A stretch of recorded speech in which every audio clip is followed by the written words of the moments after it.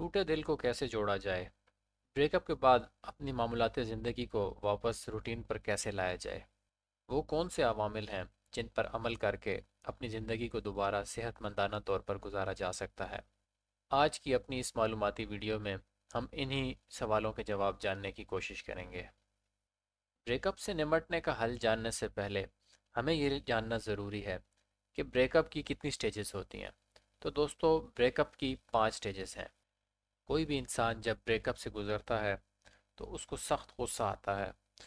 उसके दिल में गुस्से के जज्बात इसलिए जन्म लेते हैं कि उसको अपने पार्टनर से शिकायत होती है कि वो कौन सी ऐसी वजूहात हैं जिसकी वजह से उसने मेरे इतना अच्छा होने के बावजूद मुझे छोड़ दिया। तो ब्रेकअप की सबसे पहली स्टेज गुस्सा है। इससे निपटे बगैर ब्रेकअप को डील नहीं किया जा सकता। उसके बाद जो भी इंसान ब्रेकअप से गुजर रहा होता है वो हमेशा इस चीज़ को डिनाई करता है कि उसका ब्रेकअप हो गया। यानी एक अरसे तक वो इसी कैफियत के अंदर रहता है कि जैसे अभी भी कुछ ऐसा मौजज़ा है जिसके हो जाने से उसका रिलेशनशिप बच जाएगा और वो दोबारा अपनी नॉर्मल ज़िंदगी गुजारना शुरू कर देगा। यानी हर इंसान जो ब्रेकअप के फेज से गुजर होता है वो सबसे पहले अपना ब्रेकअप को डिनाई करता है। वो इस चीज़ को एक्सेप्ट करने को तैयार नहीं होता कि उसका जो पार्टनर था या जो जिसके साथ उसका रिलेशनशिप था वो अब ख़त्म हो चुका है।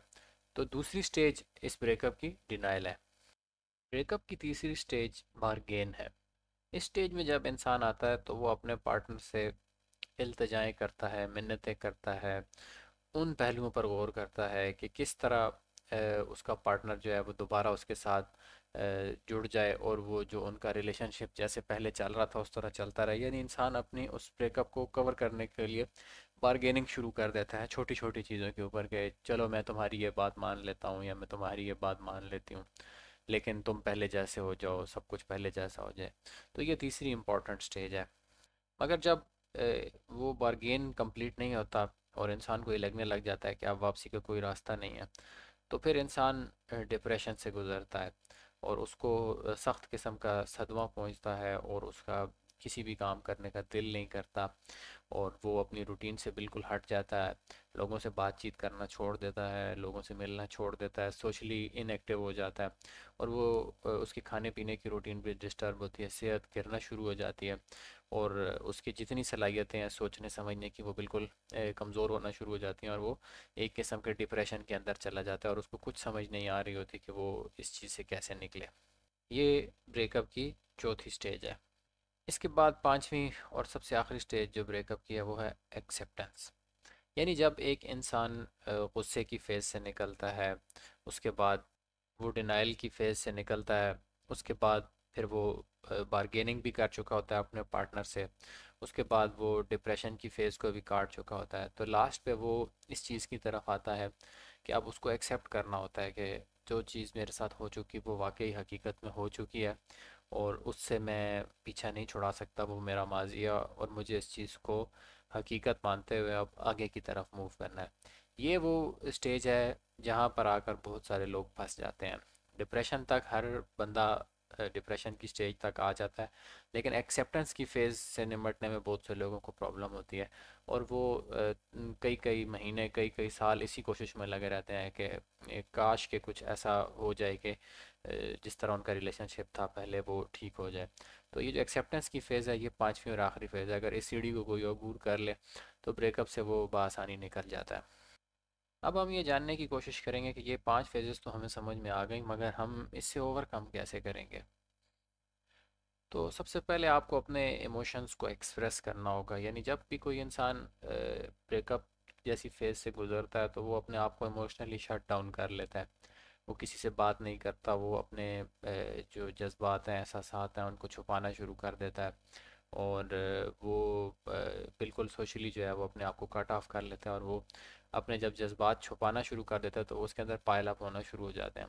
तो जब तक आप अपने जज्बात को एक्सप्रेस नहीं करेंगे आप ब्रेकअप से आगे नहीं बढ़ पाएंगे। तो आपने एक्सप्रेस कैसे करना है, आप एक कागज़ लें, उसके ऊपर अपने जज्बात को लिखना शुरू करें कि उसने मेरे साथ ये किया, मुझे ऐसे करना चाहिए। यानी आप अपनी सोचों को लिखना शुरू करें। जब आप लिखना शुरू करेंगे तो उससे होगा ये कि आपके जो जज्बात आपके दिल में है वो बाहर आपके सामने पेपर पर जब आना शुरू होंगे तो आपका दिल का बोझ हल्का होगा।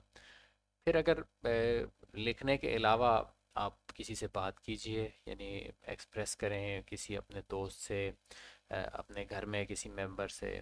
अगर दोस्त या घर में ऐसा कोई मेंबर नहीं है जिससे आप डिस्कस कर सकें, तो आपको फिर प्रॉपर किसी थेरेपिस्ट के पास जाना चाहिए, जिसके पास आप अपने इशू को पूरी तरह एक्सप्रेस कर सकें। क्योंकि जब तक आप अपना दिल का गुबार निकाल के किसी को सुनाएंगे नहीं, तब तक आप इस फेज से नहीं निकल पाएंगे। फिर कई लोग इस चीज़ में रोते भी हैं। रोने से भी दिल का बोझ हल्का होता है, मगर जाहिर है एक दो बार रोना तो ठीक है, लेकिन अगर आप कंसिस्टेंटली रो रहे हैं तो इसका मतलब है कि आपको फिर प्रॉपर अभी किसी थेरेपिस्ट या किसी ऐसे इंसान की ज़रूरत है जो आपको दिलासा दे सके और आपको इस ब्रेकअप के फेज से निकाल सके। एक्सरसाइज कीजिए, ये वो स्टेप है जो बहुत से लोग नहीं करते। यानी आप जब तक अपनी तवज्जो किसी और एक्टिविटी में लगाएंगे ही नहीं, आप जब वर्जिश नहीं करेंगे, जब आप अपने जिस्म को एक हेल्दी रूटीन में नहीं ढालेंगे, तो जाहिर सी बात है हर वक्त आपका जहन आपको मनफी सोचों की तरफ ही लेके जाता रहेगा और आप अपने माजी में ही स्टक होकर रह जाएंगे। लिहाजा एक्सरसाइज लाजमी कीजिए। और अपने जज्बात को जस्ट अपने तक महदूद ना रखिए, उनको बॉटल अप मत कीजिए। आप जितना किसी भी चीज़ को उसका गला घोंटने की कोशिश करते हैं जज्बात का, तो वो और ज़्यादा पनपना शुरू हो जाते हैं और बाद में फिर मसाइल आते हैं। तो ऐसी सूरत में आप अकेले नहीं हैं। आपको अपने दोस्तों से मदद लेनी चाहिए, अगर आपके ऐसे दोस्त हैं। फैमिली से भी बात कर सकते हैं, बट हमारे यहाँ क्योंकि रिलेशनशिप्स को मोस्टली लोग फैमिली के सामने नहीं लेके आते, तो वो अपनी फैमिली को नहीं बता पाते कि वो किस प्रॉब्लम से गुजर रहे हैं। इसके अलावा अगेन थेरेपिस्ट के पास जा सकते हैं, और किसी ऐसे इंसान से आप बात कर सकते हैं जिसके बारे में आपको लगता है कि वो आपके बारे में अच्छे ख्यालात रखता है और वो आपके बारे में केयर करता है। आपको सोशली अपने आप को एक्टिव रखना होगा, यानी आप जब तक लोगों से मिले जुलेंगे नहीं, आप जब तक अपनी रूटीन में वापस आने की कोशिश नहीं करेंगे, तो तब तक आप उस सदमे से नहीं निकल सकेंगे। लिहाजा आपको अपने आप को सोशली एक्टिव रखना चाहिए और उन एक्टिविटीज़ में ख़ुद को इंगेज करना चाहिए जो आपको हैप्पी करती हैं। यानी अगर आप ब्रेकअप से पहले जिन एक्टिविटीज़ में ख़ुद को करते हुए अच्छा महसूस करते थे, तो वो सारी एक्टिविटीज़ आपको दोबारा करने की ज़रूरत है। या आपको उन हॉबीज़ की तरफ जाने की ज़रूरत है जिसमें आपको खुशी महसूस हो। क्योंकि अगर आप अपने आप को आइसोलेट कर लेंगे, कमरे में बंद कर लेंगे, तो इससे आपका मसला हल तो नहीं होगा, बल्कि मज़ीद उलझ जाएगा और आपके लिए परेशानी बढ़ती रहेगी। तो जो आपका आज का है प्रेजेंट, और जो आपका फ्यूचर है उस पर फोकस करें। यानी अगर आप अपना आज का प्रेजेंट अच्छा गुजारेंगे, तो ऑटोमेटिकली आपका फ्यूचर अच्छा होगा। लेकिन अगर आप अपना आज का प्रेजेंट अच्छा नहीं गुजारेंगे, तो कल को वही पास्ट बन जाएगा। तो अगर आपने प्रेजेंट अच्छा नहीं गुजारा, तो ऑटोमेटिकली पास्ट आपका ख़राब होगा। तो हमारे यहाँ इशू यही है कि हम बहुत ज़्यादा फोकस करते हैं फ्यूचर पे और पास्ट पे, हम प्रेजेंट पे फोकस नहीं करते। आप प्रेजेंट को जिस तरह कभी गुजारेंगे, आपका फ्यूचर और पास्ट उसी तरह का हो जाएगा। नई हॉबीज़ अडॉप्ट करें। जो चीज़ें आपकी ज़िंदगी में आप करना चाहते थे, आप नहीं कर पाए, आपको वो सब करना चाहिए। क्योंकि अगर आप वो सब नहीं करेंगे, तो क्या होगा कि आपका माइंड अगेन आपको दोबारा उन्हीं चीज़ों की तरफ पास्ट में धकेल कर ले जाएगा। जिस तरह ये खातून सोफ़े को दाएं बाएं कर रही हैं, इसी तरह आप अपनी लिविंग स्पेस को रीअरेंज करें। यानी अपने घर की सेटिंग तब्दील कीजिए। जो आपके एक्स की तस्वीर हैं, या जो यादें हैं, जो जो खतूत हैं, तस्वीरें हैं, उन सबको डिलीट कीजिए, मिटा दीजिए। अगर आप उन चीज़ों को मिटाएंगे नहीं, तो आप आगे नहीं बढ़ सकते। आपको ये चीज़ मान कर चलनी है कि आपकी ज़िंदगी का वो फेज़ अब गुजर चुका है। आपने अपने आप को रिस्ट्रक्चर करना है। तो अपने घर की सेटिंग तब्दील कीजिए, थोड़ा वैरायटी लाएं अपनी ज़िंदगी के अंदर। अपने आप को दोबारा पाने की कोशिश करें, जो आपका अपना आप है। यानी आप किसी के साय में, या आपको किसी की इमोशनल सपोर्ट की एक इंसानी ज़रूरत है, यानी होनी चाहिए। बट इसका ये मतलब नहीं है कि आप अपना आप या अपनी पर्सनैलिटी उसके बीच खो दें। अपने एम को, ज़िंदगी के मकसद को, पैशन को, वो वैल्यूज़ जिनको आप अहम समझते हैं, उनको दोबारा अपनी लाइफ में लेके आएँ। और अगर स्टिल आपको लगे कि आप इस इशू से नहीं निकल सकते, तो मेरा हमराज पर रब्ता करें। हमारे व्हाट्सएप, हमारे फेसबुक, हमारे इंस्टाग्राम, हमारे स्नैपचैट, हमारे टिकटॉक, किसी भी प्लेटफॉर्म के ऊपर हमारे पेज पे जाकर आप हमें टेक्स्ट कर सकते हैं।